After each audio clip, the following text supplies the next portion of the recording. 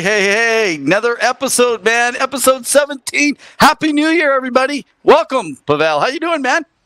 I'm a little under the weather, but I'm doing well. Evan, how are you doing? I am doing fabulous. Hey, thanks to everyone that joined in early here tonight. We are excited to be back. 2 weeks off. So I pulled a blunder last week. Some of you might have figured that out. Pavel, tell them my blunder last week. You thought that we were going live, even though you said it was 2 weeks off, while I was vacationing in BC, which was beautiful, with the family.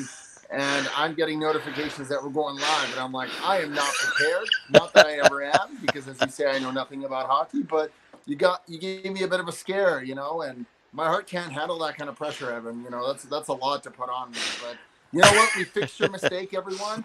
We can all forgive Evan that sometimes no one's perfect. Thank you so much. So. Yeah, hey, so I actually do know a thing or two about hockey, but obviously I know nothing about setting times and knowing what my days are. Literally, I was like, oh man, it's already 2 weeks. We've had 2 weeks off. I better get on. So I got everything set up and I sent it out. And within 5 minutes, Pavel was like, are we meeting tonight? I didn't think we're meeting. I'm in BC, and so thank you, Pavel. You were ready to quickly bail me out, but luckily I actually needed the time because I was pretty sick last week too at the same time. So thanks, man. So you gave me the sickness and now I have to deal with it. But unlike you, I'm showing up for the show ready to go. But I'm just kidding. Evan, we have a great show for our fans tonight. Thank you for tuning in wherever you are. Remember that we're live every Wednesday at 7 p.m. Mountain Standard Time. We love connecting with you guys. You guys coming on to watch. We're found on Facebook, on Twitter. You can find Ev at Revenev on Twitter. You can check out our YouTube page. Make sure you give us a subscribe. Click that subscribe button. Get online. Evan, we've got a lot to talk about. Also, don't forget our partnership with the Sports Empire.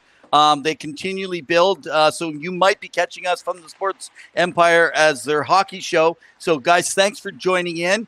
If you are looking and you have other interests like basketball, football, of all sorts, college, everything, you just want to talk a lot of other sports, definitely check out the Sports Empire Network and all their podcasts. There's some incredible hosts, which we're going to be having a few on soon here. In fact, just earlier in the comments there, hey, Jeremy, how you doing, man? Nice to see you. A Colorado boy. Colorado. Woo! Great game. I got to go see that game. Thanks to Jordan, a fan and guest of the show. He took me to the Colorado versus Edmonton game. What a wild game.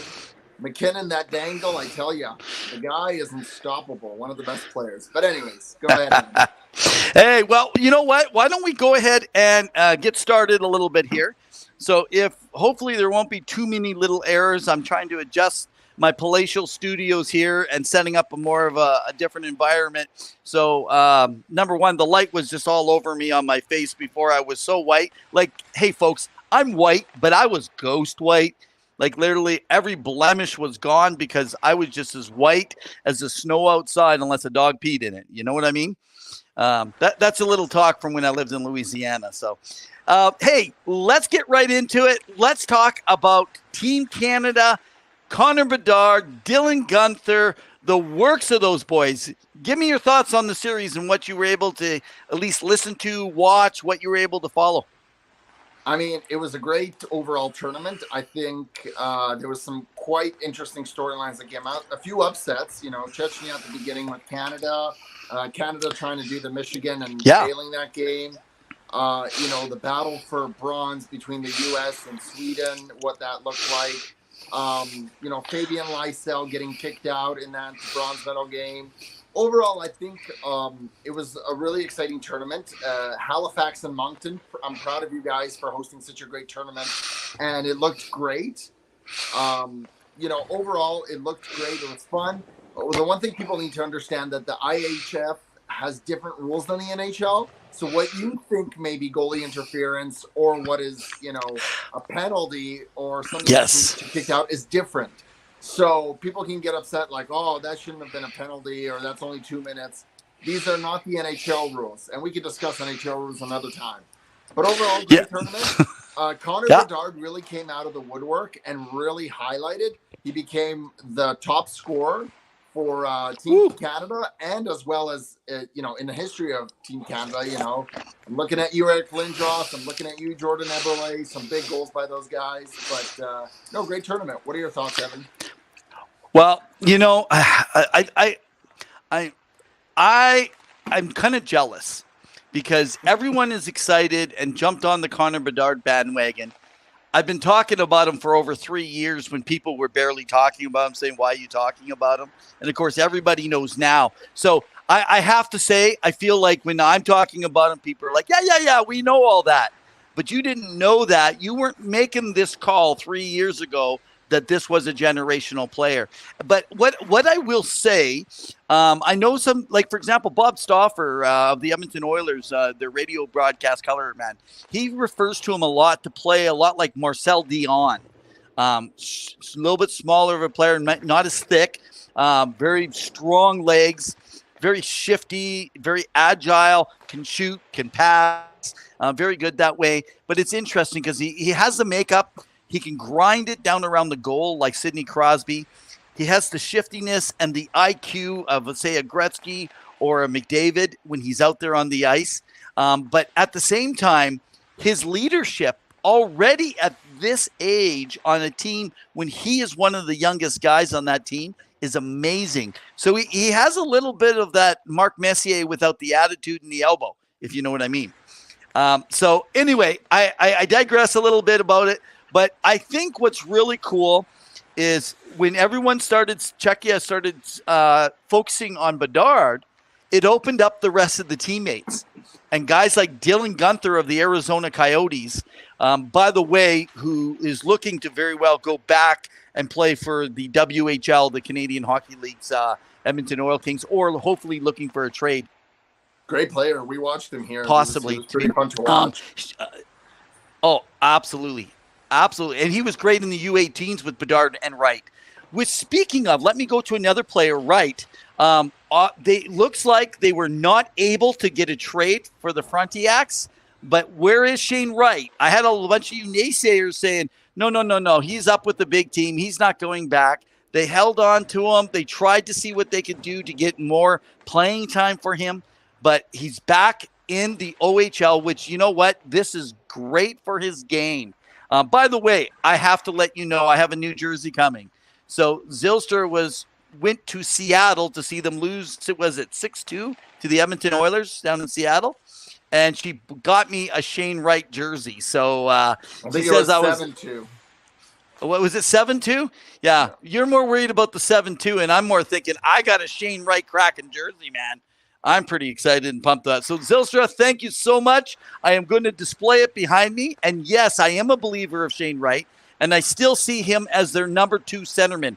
Of course, unless they win the sweepstakes, tank a bit here, and end up luckily getting Connor Bedard in the draft, and that'll change the whole dynamic of the Kraken, which we know the percentage is so low that that'll happen. But anyway, it was a great tournament. Great tournament. Yes. Could we just acknowledge how incredible Seattle has been this year, how smart Ron Francis looks right now, with having still cap space, how deep and good they are down the middle, and, a lot of young guys coming up, but also how well their wingers are playing and scoring. And for some reason, Martin Jones is doing excellent in net. He's not, being maybe recognized for the Vezina, but he's really picked up his game. And I mean, Seattle's in a playoff spot in second place right now in the Pacific Division. Absolutely. They're kicking butt. Their wingers are coming up. Bernier's looks like a front runner for the Calder. Like that's my vote right now. And they're fun to watch. And I actually met someone over the holidays who had gone like Zylstra to Seattle to watch a game. Okay, yeah. It was one of the most electrifying buildings he's ever been to in the NHL, and he's from Edmonton. Interesting. So I told Zylstra when she's out here in Edmonton, I'm going to take her to Rogers to compare. She just got back from an ECHL game, seeing the Toledo team play down there. I don't even remember who they're affiliated with. I'm sure she can tell us. So she's been down, caught out the Road Runners. She's planning to catch the Coyotes at the Mullet. She was in Seattle. Of course, she's going to Abbotsford to see the Canucks, and she's checking out some different arenas. But she had said that it was very steep on that upper level. She was up in the one top corner. But my question for her was the video screens. because it's the first of its kind in hockey. And she said the sight lines were wonderful. It felt so open, and she actually enjoyed it because being especially in the back end on the corners, it felt much better actually being able to follow with a play on the ice at the same time. So it'll be interesting. She's going to be able to compare it too. We should have some, I think, so next week we're going to have Sean Fiery on the show, Tampa Bay Lightning. We'll shuffle this over a bit. So Sean, get ready. Next week we'll be in contact with you in the next day or two. He's coming to Edmonton and Calgary to see his Tampa Bay Lightning. For those that are not familiar with Sean Fiery, he was a guest last year who came on our show, who is traveling to other NHL arenas to see his Tampa Bay Lightning take on those teams. And that's one of his missions. So he'll be on to share more of, update us on all the arenas he's been at. And he's going to be checking out Rogers Place. So it'll be interesting to get his thoughts. But it'll be interesting to get the thoughts of a bunch of people who have been in a lot of different arenas. And maybe we could have a show that's designed around that. So I do want to make mention. Of course, I'm going to throw it up there just for you guys. Again, Wednesdays, we go live, 7 p.m. You can always catch us afterwards on our different feeds on Twitter, on Facebook, and also on YouTube and through all the feeds, the Sports Empire Network. But what I want to mention is upcoming. We have Glenn Ringdale going to be coming on. We don't have a final date set. He is the former vice president of the Vancouver Canucks back in the day when Pat Quinn and Brian Burke were there as the GM and coach.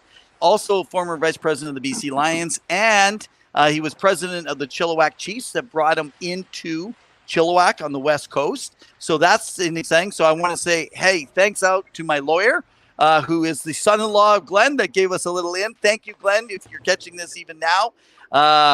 And I also want to say we are working on a show right now that we are planning to have 4 youngsters on that are between the ages of 5 and 10 with one of their brother, sister, parent. We're going to have kind of a kids show that we're going to plan to do. We want to hear from the kids what it feels like to be out there on the ice. Let's see how well they can interview compared to the Crosbys of the world. So there's my little plug about some of the stuff going on before we get to our next topic.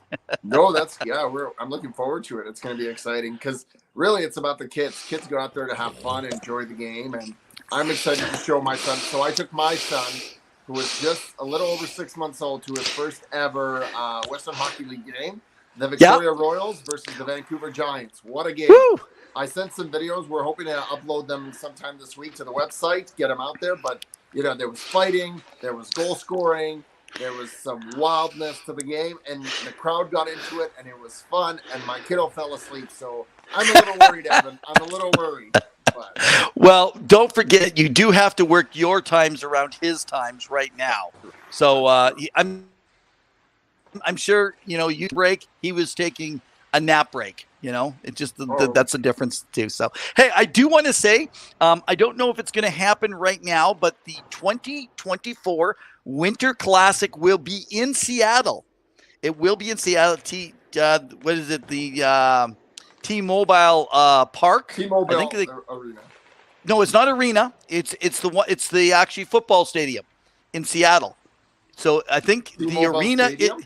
I believe it's called the Arena of the T-Mobile in Vegas, but the Vegas Golden Knights are going to be in Seattle at their park there. So if anyone knows it, you can just throw it in the comments. T-Mobile Arena.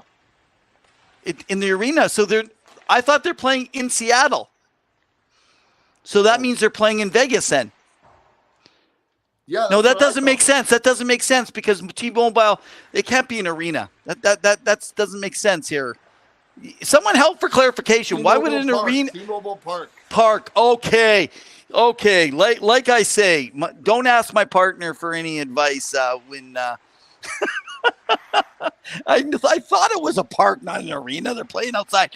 So my sister Zilstra has asked if I'd like to plan for a trip and to buy tickets to go to the 2024 T-Mobile Park to watch the Winter Classic between the last 2 expansion teams. So I'm thinking about it. Correcting us in the chat. Thank you, Jeremy. The baseball stadium for the Seattle Mariners. Thank you, Jeremy. Thank you. I thought it was. So he's actually correcting you. He wasn't actually correcting me. That's true. That's true. Thank you. Anyway, in all fairness, though, I have the notes down here in front of me, though, too, right? So, all right. Hey, let's talk a little bit around the NHL, some different stuff, and we'll get to some other topics of other leagues. Listen, the Blues, I don't know if everyone's catching on here. Now, they started in the last week here to start winning a few after losing, but they have Tarasenko and O'Reilly out, and respectively, they're between 4 to 5 weeks between those two guys before coming out back. I'm going to tell you guys, if you're looking for players that are tradable, look to the St. Louis Blues. There's a couple different reasons. Is you're not looking at a team here that is going to be able to repeat that was in last place, that was close in all their games, that had goaltending that was actually faring well. Defense was faring well. They're a very different built team. And two of their stars in Tarasenko and O'Reilly being out is really going to hurt them, because you're talking like what? So January, like February 7th to the 10th minimum before these guys get back. So I do not think that they're going to be a buyer. I think you're looking at them being a seller this trade deadline. What do you think? True. I mean, the one big thing and the caveat is we know that Vladimir Tarasenko is in his final year of his contract. That's $7.5 million. It's a big one, but I know he's wanted out. That hasn't changed. He's performing for the team, except for this injury now. He still wants out. Ryan O'Reilly, he's also up this year. He's going to be at UFA. And if you think Doug Armstrong's going to walk away from that and just give up on these players without getting even some type of assets, I don't think so. I think he's going to want to trade them. The problem is no team wants to trade for an injured player. We're looking at you, Jacob Chikrin, right? What happened? Because he hasn't been traded, but GMs wanted to see what he was before they started calling Arizona about it. So definitely those are some big names that could come out. One of the less sexier names that you may notice is Ivan Barbashev, a defenseman, quiet stay-at-home defenseman, very solid St. Louis Blues fan. Is he a defenseman? I thought Barbashev was a forward. Is he? Okay. Yeah. I thought he was It's okay. Hey, everyone. We're a little rusty. We haven't got all of our He's a right ducks winger. in. Sorry, he's a right winger. I'm thinking of someone else. Okay. He may be on the trade block. Yes, I've heard that. May be interested in getting. I'm sorry, St. Louis. There's quite a few players there. And Bennington really needs to just stand on his head. I know the antics have kind of reduced, but after Craig Berube kind of called him out in the media, but it looks like they're really missing Ville Husso. Like, him leaving has really affected this team, right? Nothing against Charlie Lindgren, but, you just wanted that extra backup. So definitely interesting. And, I think they'll be sellers. I thought that St. Louis would come out of the woodwork, but they've been too sweet. Kind of like the Vancouver Canucks. It's like you win a few, you lose a few. You win a few, you lose a few. Hey, so I just want to throw a hats off. So right now, just throwing out. So Jeremy just came on and said he just took a break from watching the Portland Winterhawks versus the Saskatoon Blades. Jeremy, let's rep it for the WHL, man. Also, Daryl McMullen, he runs a couple. You follow him on Facebook. He works with the Jets, so he's promoting the Jets here tonight. As well as just a quick mention I want to throw out here. You see, this is the other thing Jeremy says. I'll be at the Winter Classic in 2024. So that's why I get it now. Of course, I wasn't paying attention to my feed, so I apologize. And then, of course, so Kyle and I have talked on his show, and we've talked a little bit off, but we're going to try and get Kyle. He works also with the Sports Empire Network, as Jeremy's just recently been on with Kyle. And we definitely want to get you on, Kyle, because we want to talk Bruins. I know you see behind Pavel. Maybe we'll get you on with Mike Smith, our buddy, not the goalie, the analytics guru. And Boston has been on fire. Really I know. So let's go to that in a sec. So I just want to mention this. So, Jeremy, you said we should get Jim Houston on, time favorite. So, man, I don't know what kind of poll you think. I thought we had good poll to get Leah Hextall on. Maybe we'll go back to Leah and see if she'll help find a way to get Jim come on. That would be a wonderful cue. Maybe we need to ask a little bit bigger than we have been with it. But yeah, Jim is fabulous. Think of EA Sports, man. When I think of Jim, he made EA Sports, right? With if you guys have any connections, let us know. We love to hear from people from all levels of hockey, not just in the game, but even outside the game. Connect with me or Evan offline. Connect with our Facebook page, Two Guys in Hockey Talk, and we'd love to connect with these people and get them on the show because we love having guests talking hockey. Oh man, absolutely. Let's touch over on the Predators because there are a couple teams that have been kind of just recently in this last week and a half. They kind of have gone on a bit of a roll, but they're going to be working hard to press. Expect them to be also a seller. There is a chance they could push for an outside, but there is a chance that they can move Matthias Ekholm. That is a name that keeps being put out there. Frank Saravelli has him out there. I know that Bob McKenzie, even though he's not doing the same work he used to do, has talked about it. It's been talked about. I'm trying to remember who else is not Frank Saravelli. Man. Not Craig Button. Oh, I can't even. Elliot Friedman, Jeff Merrick. Jeff Merrick. There we go. Jeff Merrick had also been talking about, but Matthias Ekholm will be interesting. Now, you got to make salary work. Someone, if they want to check their cap there, I don't have it handy in front of me, but I believe he's like, 6.5 or somewhere around there. I didn't look it up, but I mean, that's going to be some money eaten.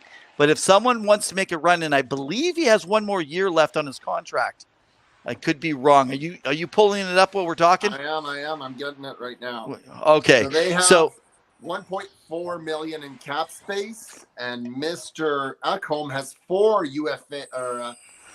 more years. 4 years. Okay. How old is he? 6.25. Is he 32 right now? He is. Yes.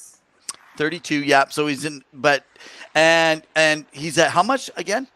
6.25 million. 6.25. Wow.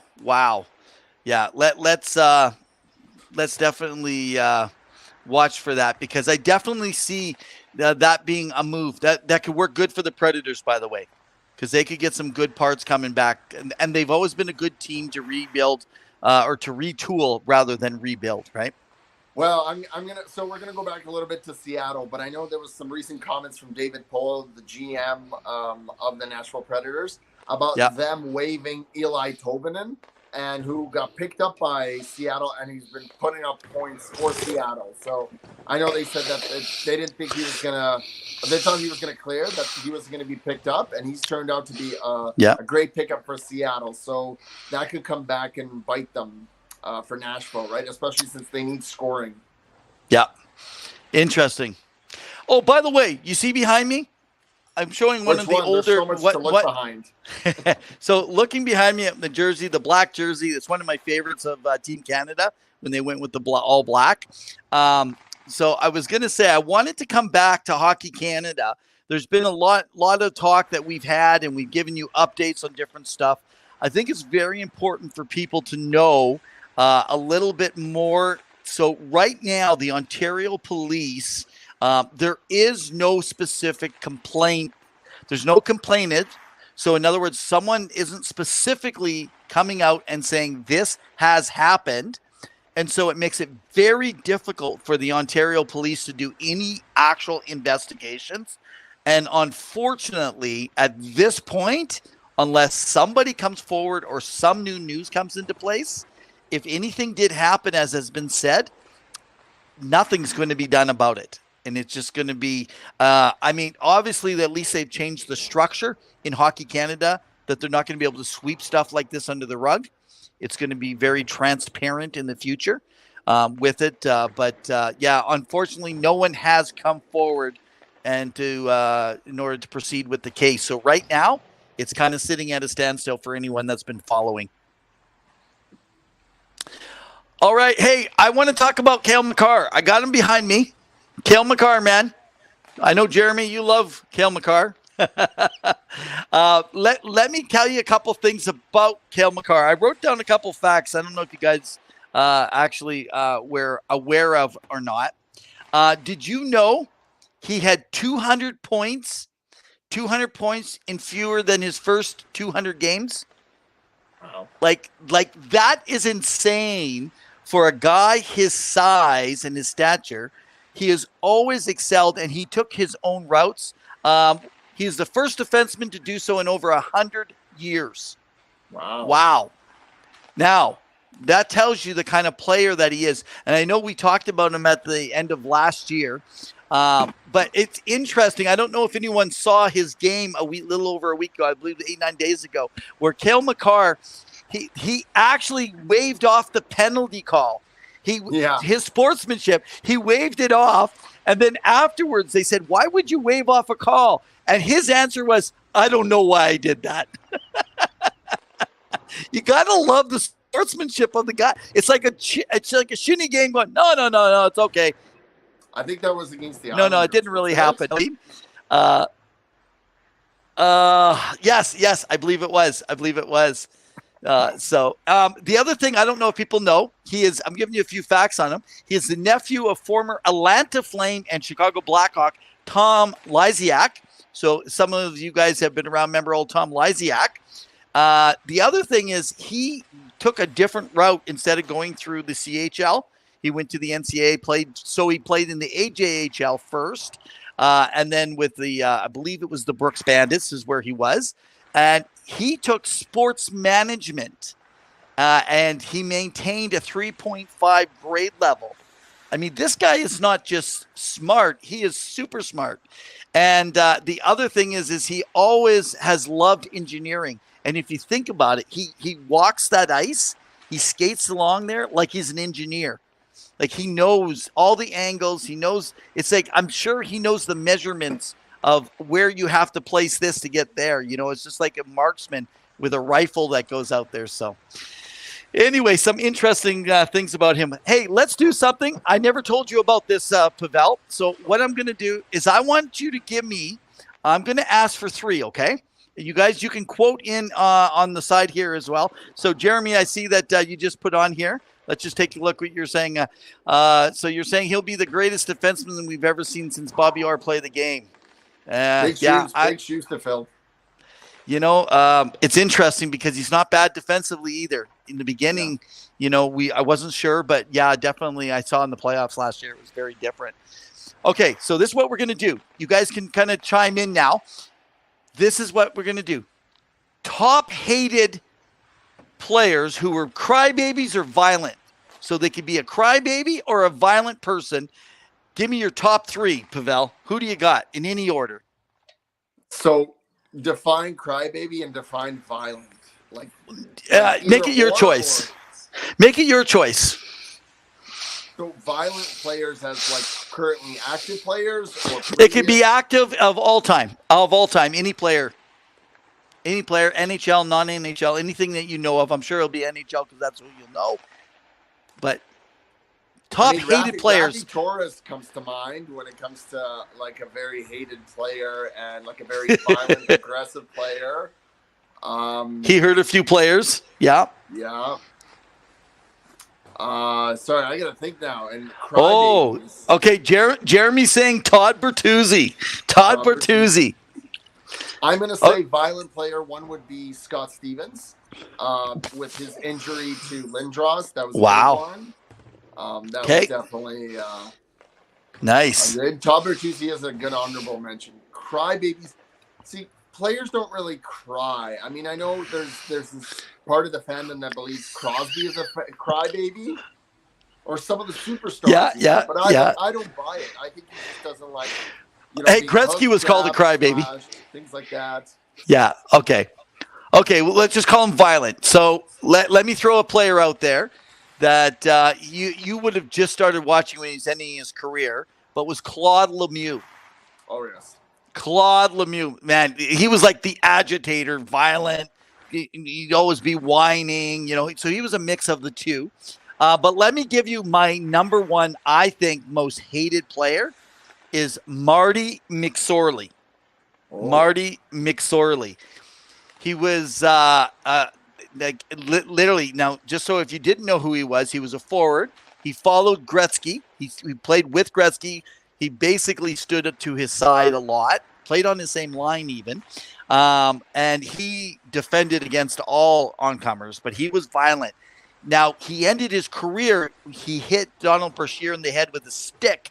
And that was the last game that he ever played. Now, that was violent. So that's one. Let me give you another one here. Matt Cook. Yes. Matt Cook. He ended fines and suspensions. And, in fact, the reason the rules came in with headshots, Matt Cook. It was Matt Cook that actually caused that. And if you didn't know, some of the calls that get called with sticking your knee out where people get hurt, that was Alf Samuelson of the Pittsburgh Penguins at the time, formerly a Hartford Whaler too. So I would also say Andrew Shaw was played on the edge a lot. He was a very aggressive player when he played for Chicago and other teams, right? Like he got in your face and in your grill. But okay, Jeremy's saying that Binnington is a big crybaby. he definitely has a reputation right now for trying to stir the pot when he won't even back it up with a fight. Oh, man. Okay, hey, let's make a quick change. Let's move over. I have another list because it's a new year, so we're going to talk about some predictions. We're going to go with some top 10 prediction type stuff here in a moment. But let's go back. So the last time we spoke about in Arizona, they had passed a bylaw about building. Now, do you remember what had passed at that time? So it wasn't a bylaw. It was a vote to move forward with the motion to present. That's what it was. Okay. The presentation for the new Tempe Arena on the land there in Tempe. And to still entertain it with the motion. Okay. To making an entertainment unit there on top of the arena for the Arizona Coyotes organization on top of all the other businesses that would go on that land. Okay. All right. So now the date's been set. I don't have the exact times in front of me. I'm not sure if it was May or June. I think it's May 18th. You got it? Okay. Yeah, that the Tempe, Arizona will be voting to build the new hockey district. So this will be it. It is either the Coyotes will be selling because they do not pass this vote, and or they will be staying for the next 30 years. And there's no more talk because this will actually happen. Frankly, I think it's going to happen. A lot what I'm actually hearing out of Arizona. It'll be interesting. We'll talk to Sean Fiery. He's out of Arizona. And we'll see kind of what he thinks next week when we have our chat and see if he's heard anything outside of what Craig Morgan has been sharing out there. So, hey, something that hey, Austin, how you doing, man? Hey, something that's been being tossed around, and there's a lot of support from it. Not sure you've heard, but they'd like to change the schedule of the game now that they have 32 teams, and they'd like to make it an 84-game season. Now, but what it would mean is training camp would be shortened because the players are coming in well ready ahead of time. In fact, they have captain skates and stuff that they do on their own ahead of time. And the preseason would probably remove at least 2 to 4 games from preseason, depending on the teams themselves. So they would only be getting in a max of 4 games in a preseason, shorten the training camp, and then add 2 more games to the schedule. What's your thoughts on it? I like it. I think the preseason is a little long, in my personal opinion. I think it can be shorter. I get that you want to see what you have in some of your rookies, players that are up and coming. But really, I mean, I don't need 8 games of preseasons. Give me 4 to 6 max, that's it. Or 5 across the board for every team, and that's it, and get going. I don't mind an 84-game season. It really depends on what the players want, if they're comfortable with it, because that includes, again, extra play time, extra additional skate time, travel time, things of that nature. Like, what does that schedule look like? Yeah. But I get it. It's 32 teams you got to accommodate. And if the owners are looking at this as another way of increasing revenue, all the power to them. More extra games for people. 1 at home, 1 away. So, and I think they're getting a lot of flack for the games they say they're including for preseason, but players are not paid for the preseason games themselves. Yeah. Right. And so it's a training camp. That's why a lot of players that are vets have never really cared about those early ones. So, okay. So there's 2 things I like to do for the rest of what we have left of our show here today. So first of all, I want to talk about most disappointing players that we've seen this season so far. And then the second thing I like to do is finish off with some predictions that we see for 2023 happening here around the hockey world. And again, that's around the hockey world. It could be NHL or outside in Europe. It could be in the junior ranks, college, anywhere. So why don't we start with this? Who do you see as a really disappointing this season to start in the NHL? Are you talking about teams or specific players? No, players. Disappointing players. Okay. Have you seen out there? I'm going to say Panarin is one of the ones that has been kind of meh for the New York Rangers. I know that they've been up and down and they've really gotten it going recently, but he hasn't been the superstar that the Rangers wanted him to be. And he's really not really shown off what he could. Johnny Gaudreau signing that big contract in the offseason with Columbus, he's put up points, hasn't really made that big of an impact for the Columbus Blue Jackets. Granted, that team has struggled with injuries, but you're signing a big contract. You got to be able to perform big, and I think Johnny needs to step it up. Okay, that's fair. So let me throw a player out that I know for me, I've actually been quite disappointed in so far this year, and that is Cedar, defenseman. Moritz Seider. Moritz Seider. I call him Cedar because he's built like a cedar tree. But Moritz Seider has actually had a terrible plus minus. Now, people say, "Well, don't follow plus minus." Well, follow him last year and follow him this year. He's a different player. And this shows you that your trajectory, your sophomore seasons, people know what you're like now. Plus, he's in a more important role now on a regular basis for that team, with it. But it's still a disappointing season, I think, for him from what was really expected to I knew he'd fall a bit, but no one really thought that he'd fall this far. I mean, again, sophomore slump is what I say. People overhype sometimes one year, and then they get really upset when the player doesn't perform a second year, right? So yeah, that's fair. Another one which may or may not be a disappointment, or Vancouver fans, you can let me know. But JT Miller, after signing that big contract, and having a 99-point season, what happened, right? He's been terrible defensively. And, I know he's not a 99-point player normally, but, you expected a bit more from him, right? Yeah. No, and that's true. That's actually a player I didn't put on my front list. Now, of course, if we were talking about surprising players, I'd say Bo Horvat. But good on him. And by the way, I just want to make mention, expect Bo Horvat to be the first piece to move when the trades start happening. I think he's going to be the first piece to move before you see other pieces. Where do you think he goes? Man, it's still a toss-up right now. But I am still looking to a team like Detroit. I know they got their own issues to deal with Larkin. I still see, potentially,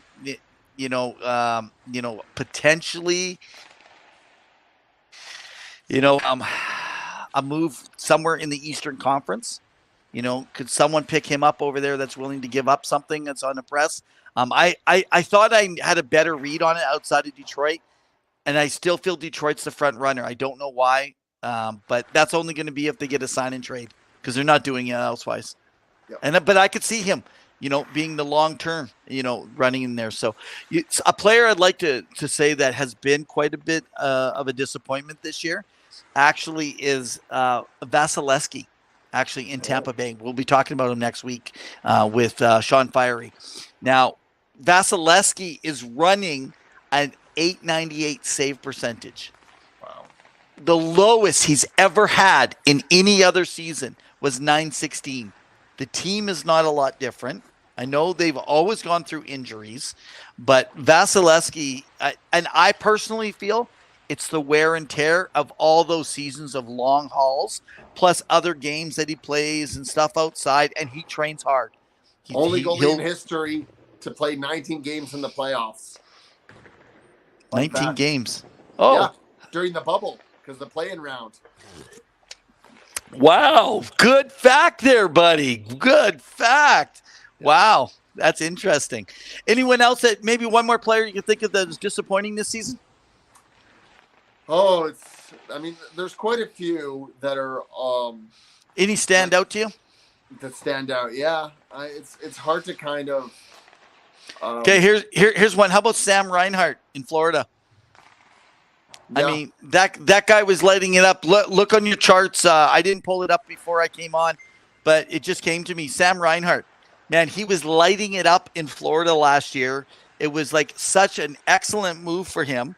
Previously to that, when he had got there, they weren't too sure. He signs his extension. He starts playing really well. I got one, and Nick is on the show now watching it. He's the Calgary Flames fan. Jonathan Huberdeau. Huberdeau, yeah. Yeah, has been really struggling in Calgary. Now, I don't call him a huge disappointment, but it's a disappointment considering that he was supposed to replace the points from 115 last Johnny year. Gaudreau. What's that? 115 last year. Yeah. And what's he on pace for right now this year? 65? Yeah, I don't even know, but yeah. It's been disappointing. Yeah. Nick, if you're following, maybe you can kind of put it on there. Where do we got? I'm just kind of looking at what Jeremy's just coming in here and saying.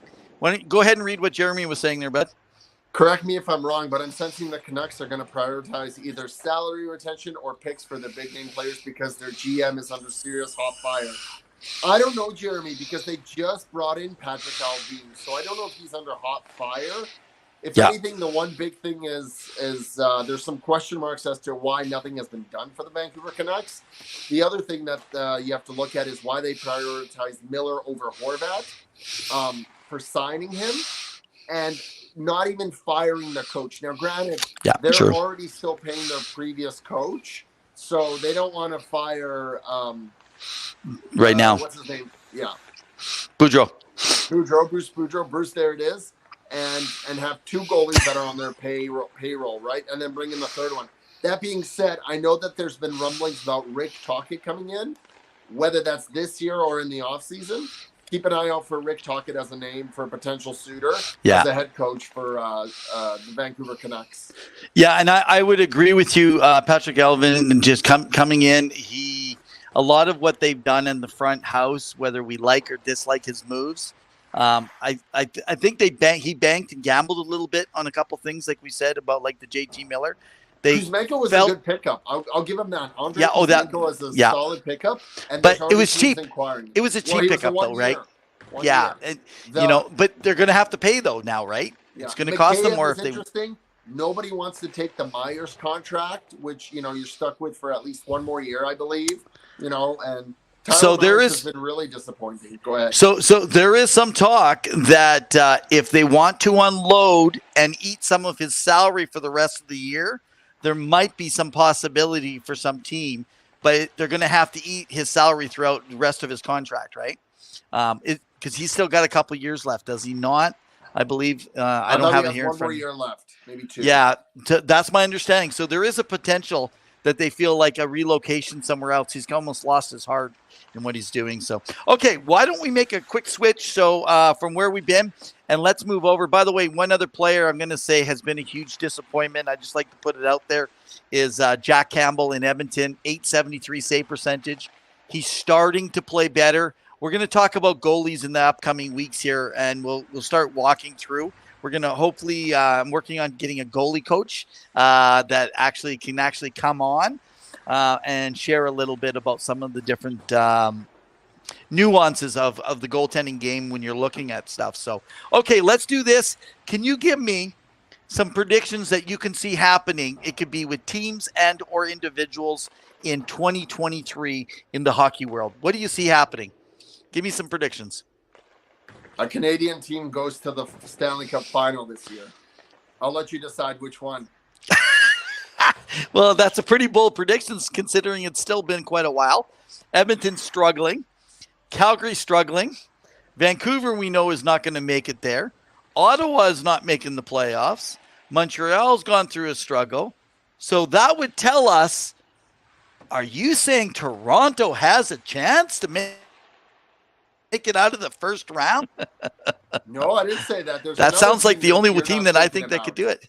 You're not thinking of the other team. One last team. Who did I miss over there? Winnipeg Jets. Winnipeg Jets. Winnipeg Jets. Sorry. And I apologize, Daryl. I brought you out earlier. That's right. The Jets are playing a hell of a game.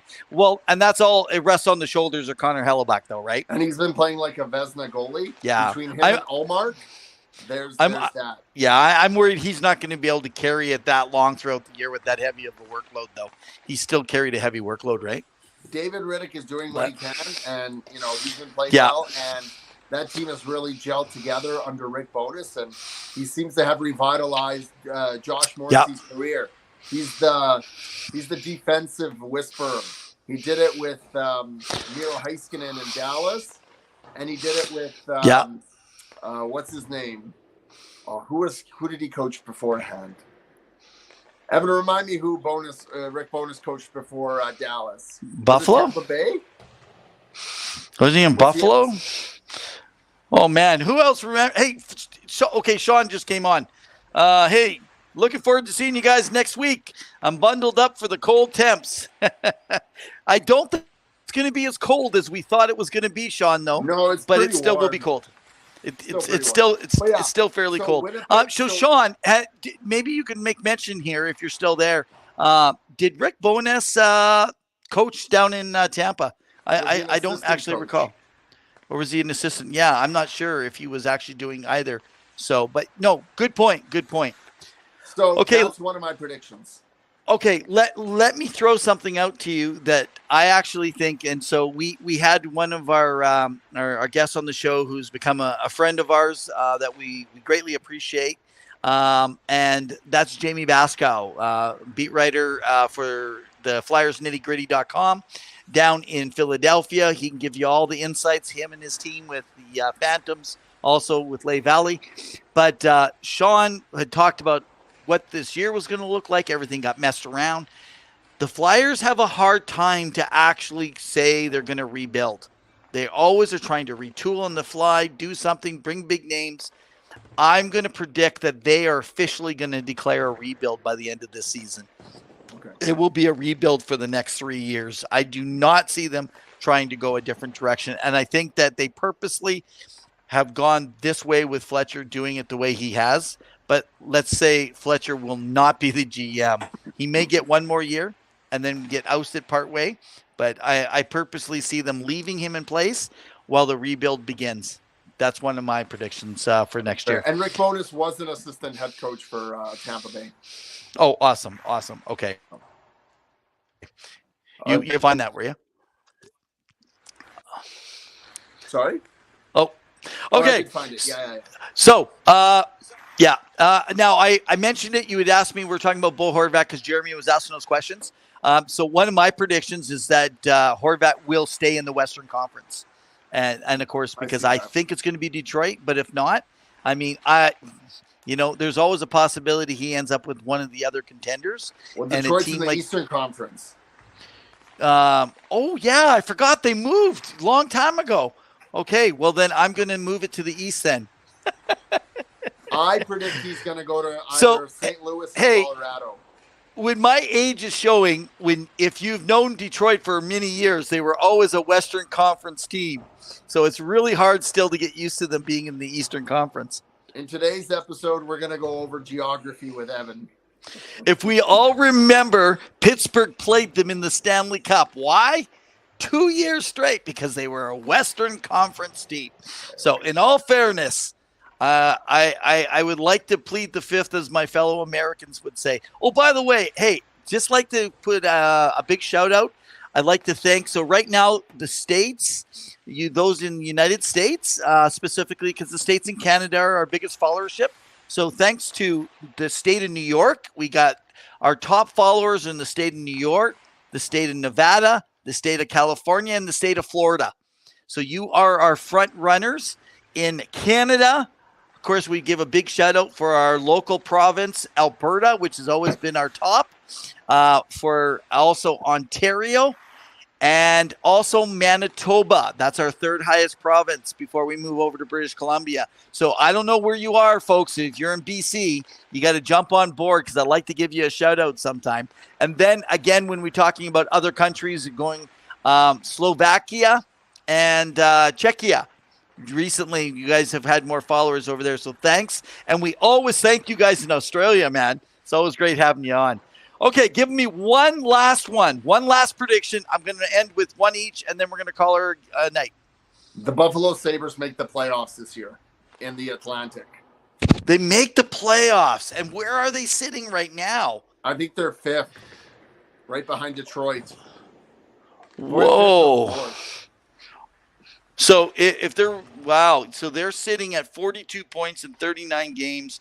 Yeah, because they picked up. They're losing, right? I know. On And Twitter, if you, Florida may not make it. So you've got Boston, Tampa Bay, and Toronto. I yeah, mean, Toronto's in second, but you have those three yeah. teams. Florida has 3 games in hand on Buffalo and same amount of points, Florida's right? struggling though.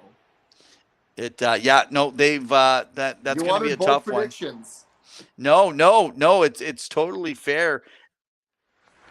As we're kind of looking in there, I'm just looking at when you go to the wild card right now. I didn't ask for bold predictions. I just asked for predictions, by the way, but that's okay. But they're right there with New York. You're right. So New York, Florida, the Islanders, the Sabres, and the Panthers and the Red Wings. I mean, it's amazing that the Flyers are still there with 41 points in 42 games. Can you believe that? I mean, they found a way to stick around. Careful, Flyer fans. You kind of want your team to not play so well. Don't you want Connor Bedard? Okay, well, let me go over. Here's one of the ones that should be an easy. If Mike Smith, if you're listening, maybe you can put in whether it's post listening or if you're listening even right now. But I think David Pastrnak re-signs another 1-year contract. I think that at the end of this season, we're going to find that he's going to sign for another 1-year contract. And if I could add, Pierre Bergeron, I think has another 2 to 3 years left but he's going to be doing like David and going with Patrice? 1 year at a time. Patrice Bergeron, sorry. I'm getting my names all messed up. Can you guys see that we're a little rusty in the new year? We're not as polished as we were at the end of the year. 2023 is all about learning from your mistakes. Jeremy says, I don't know if Bedard could handle Torts. That's very true, but they wouldn't keep Torts around if they got Bedard. Yeah. They'd probably keep him for the first year and then move him on, though, most likely. But, yeah, I don't think he's at – I think Bedard is the highest chances when you're looking. We're really looking probably at, like, Chicago is a really, really high chance. And Montreal, Arizona. Yeah, well, who we so let's just take a quick look at the because you're going by percentages now at this point, right? Yeah. So really, right now, when I'm looking at this, you really are looking at Montreal, San Jose, Arizona, Anaheim, Columbus, and Chicago. But it's Anaheim, Columbus, or Chicago that's probably going to get them the highest percentage chance. And I'm just saying this. I'm going to make a prediction. You guys ready? Get prepared to build the market even more in California, as Anaheim has Mason McTavish already. They already have Trevor Zegras, and could they bring in Connor Bedard? I think the chances are high. That's my guess where he lands in the lottery. Could you that rebuild will be moving fast if that happens. They got Jamie Drysdale on the back end. They have Cam Fowler to kind of start training, or they move him. I could see, by the way, Cam Fowler, there's a good trade deadline that could possibly go that nobody's talking about right now either, right? Bettman, Sean had to get a last word in here. Sean, we're going to give you the last word of the night before we go. Bettman wants him in Arizona. Oh, you're right. They got Zellweger.